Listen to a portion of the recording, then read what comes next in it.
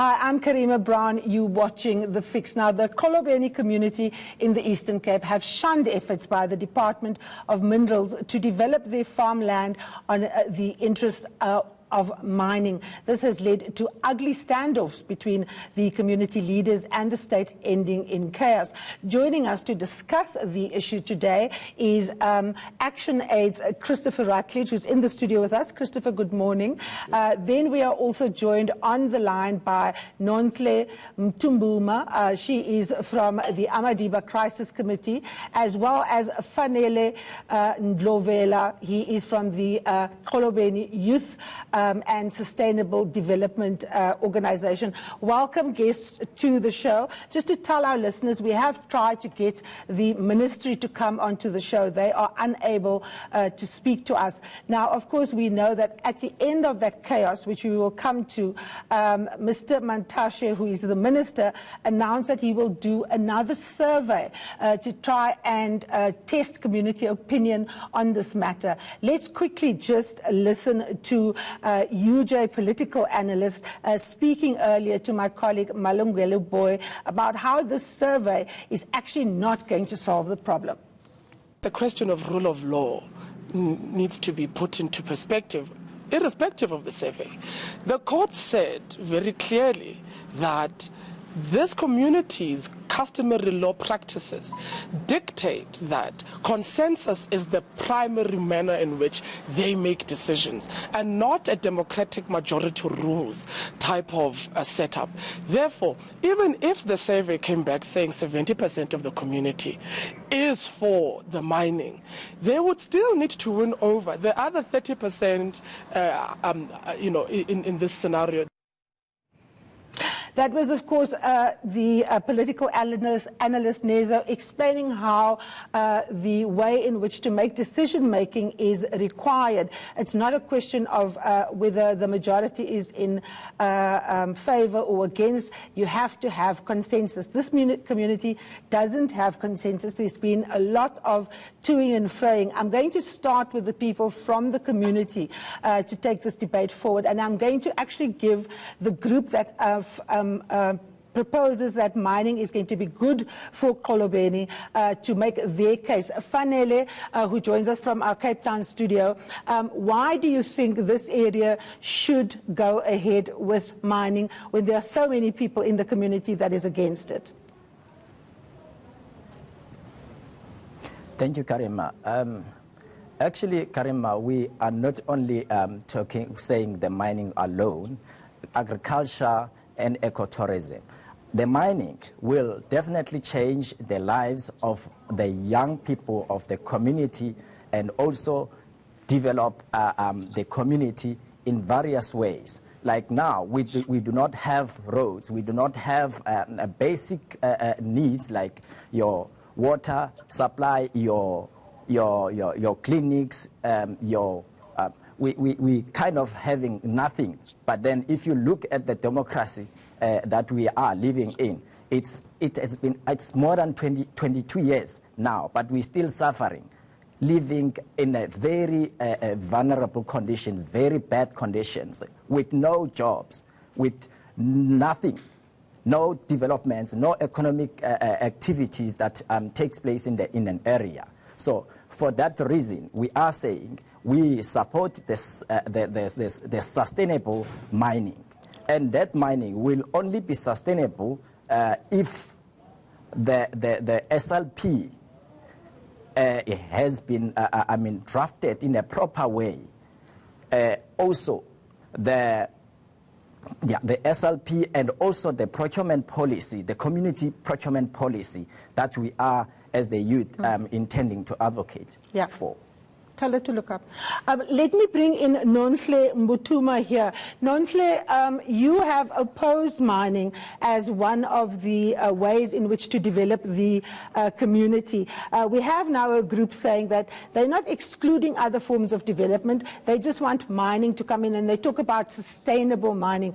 You have argued that mining will actually destroy the ecosystem and the farmlands that people are on at the moment. Thank you very much. You know, we stated many years, because mining and agriculture cannot coexist. I don't know this Fanele Ndovela, which part of the country where he's seen that you mine here and then you do agriculture at the same time. Because mining, it's alone. You just mine, and that means there will be no agriculture on that land. You cannot mine and do agriculture at the same time on the same land. There is no way. And I don't even know why he think which act where you can call that mining is sustainable, because something is sustainable is something that is stay long, is something that you can inherit it for the next generation. Mining is a short term. That is why we said that we don't want something that is short term. We want something that is sustainable. Something that is sustainable is ecotourism, is agriculture, because it's something that you're going to live for the next generation. Okay. And also, yes, and also when he said that they need mining because mining is going to bring clinics and etc. But whose responsibility is that? Is this an Australian company or is it a South African government? Why we need to go and ask the services from Australia while we paying taxes in our own government? All right, let me bring Peter in. Peter? Yeah, I mean, just as a general thought, you know, when has mining ever been sustainable? It's kind of, you know, where can you, other than Johannesburg 100 years ago, where can we look in our country now where new mining projects have developed sparkling new clinics and schools and villages? What they're proposing to do off Xolobeni is to suck the sand off the beach, and somehow you can't put it, once, you know, it's like trying to unscramble an egg, you can't put it back again. So what's sustainable? There's no swimming sustainable, there's no beach left once they've sucked it out. I just wonder what they mean. What is sustainable mining possible? I don't think that it's really possible. I mean, by its nature, mining is extractive. It takes out something as a limited period in which you can do that, and then you leave. And then the rehabilitation problem is left, and which is something that we in Johannesburg are dealing with on a daily basis. I mean, if you look at the River Lee, I mean, there's uranium and cancer all over that community. The water problems in Johannesburg, these things don't go away. They are lasting legacies. Yeah. So once you open these things, the problems of toxicity just grows. It doesn't subside. So that is a serious problem. But I think more broadly, the challenge that I suspect the government is trying to deal with is what is the greater good, you know. So government is desperately trying to find ways to kickstart the economy. I understand that. But it's looking to a toxic industry to do that. Now, that I suppose is where the difficulty sits, is the government is saying we need to build the economy, mining is a way to get there, but on the other hand we're saying, but there's no proof that mining has actually been to the benefit of those who are going to be directly impacted. Yeah. There's a broader dividend that accrues to society, but certainly the proof that we have uncovered, and many other organizations, is that over time, communities who are affected by mining become poorer. Look at Anglo Platinum as an example here in Limpopo, one of the most profitable platinum mines in the world. We looked at that community over a 15-year period. And what we found that a community that was farming once very successfully, they were a rich community farming, they have over time become a lot more insecure, both in terms of land, in terms of food. There's a food insecurity. People have become poorer over time. So there's very little evidence to suggest that mining and the dividend that is accrues to the national it's working for the people who are directly affected. So there's a balance that needs to be struck, and we haven't done that yet. And I think part of the problem is that the DMR and the minister are not prepared to talk to other stakeholders to say, this is the problem, how do we make it work for everybody? Yeah. Absolutely. Talking about the minister, let's have a listen to him at that last meeting when the chaos broke out and get his views. They can criticize me personally. This thing has been on the table since 2002. I'm only here for 11 months, so I can't be hell-bent. All I'm saying, you can't keep an item on the agenda for 17 years. You must conclude that item. Either you go ahead with the meeting, with the mining, or you don't go ahead with the mining. But there must be a decision taken. That's what I'm hell-bent to, that there must be a decision. If we don't have a decision, will be all over the show for years, and it is not going to be allowed to go on for years. That's, of course, Mr. Mantashe saying that a decision needs to be made. Fanele, let me bring you in.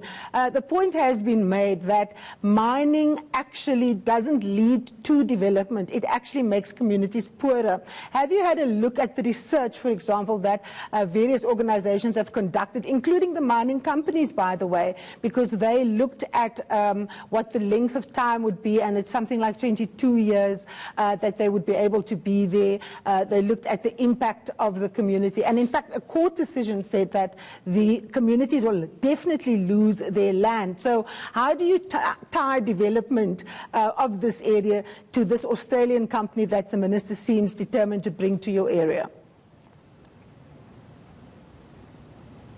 Okay, thanks, Karim. Karim, the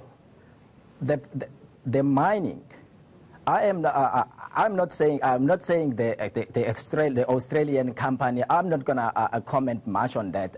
We are saying, as the youth of Xolobeni, the mining, whoever who's going to mine there, we need to have a discussion with that person. Actually, we need to fully participate in the processes to make sure that way we will be making sure that we are not, left us outside, having people like Nonhle who are against the development. I would say they are against the development because in our view, they objected to the N2, but they failed, to that. Now they are they are living better lives somewhere, They're not living in an area where there's going to be a project. There's going to be projects that we are talking about. So all what we are saying as the youth, we need sustainable jobs, sustainable mining. Then that way, it will only be sustainable only if there is a proper SLP, Well, I understand it might take 22 years, maybe 20 years, the mining in an area. But then what is left behind, like kind of the legacy, like kind of the projects that will be running, the infrastructure development, and so forth, Okay, Fanele, hold that thought. I want to bring Peter in. Peter, there's obviously a road that is also being proposed. Now, you know that area quite well. Does that road actually help? Well, it does in a way. I mean, it depends on how much, in the construction of the road, the communities that it passes through and it affects can become involved in it. But I think Nonhle would agree with me that the road would be better, and correct me if I'm wrong, Nonhle, the road would be better if it made it a slight, it's a 10 or 15 kilometer diversion, and it's more towards Bizana, and then sort of left. So it clearly skirts around the Xolobeni area. There's no reason to put it right through Xolobeni. And I feel a bit silly talking about it because I don't live there, and I am far away.